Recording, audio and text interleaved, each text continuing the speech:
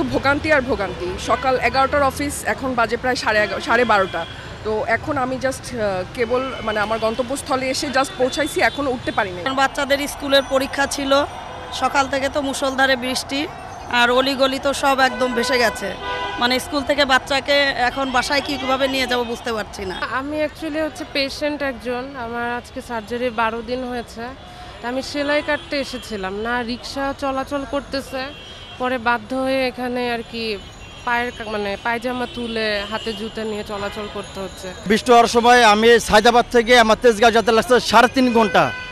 এই যদি দেশ হয় তাহলে আমরা চলবো কীভাবে? আপনি প্রত্যেকটা মানুষ এখানে আপনি আডুয়ে বলুন, আমি আডুয়ে পরে আমি প্যান তুলছি, হয়তো আমরা ছেলে থেকে আমরা তুলতে পারছি, তো মেয়েরা যারা আছে তারা কিভাবে তারা চলাফেরা করবে? এই যে জলাবদ্ধতা, এটা কিন্তু মানে বছর পর বছর, তাই না?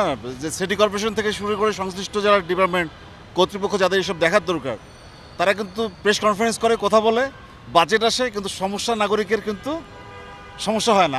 আমরা যারা আছি এই শহরে বসবাস করি, তারা এরকম অনেক সমস্যা জর্জরিত, বাট সংশ্লিষ্ট যারা কর্তৃপক্ষ যারা দেখভালের দায়িত্ব, তারা কিন্তু ওই পর্যন্তই ঘুরে ফিরে, বাজেট আসে, খরচ হয়, জনগণের ভোগান্তি থেকে যায়। এটার কোনো সলিউশন এখন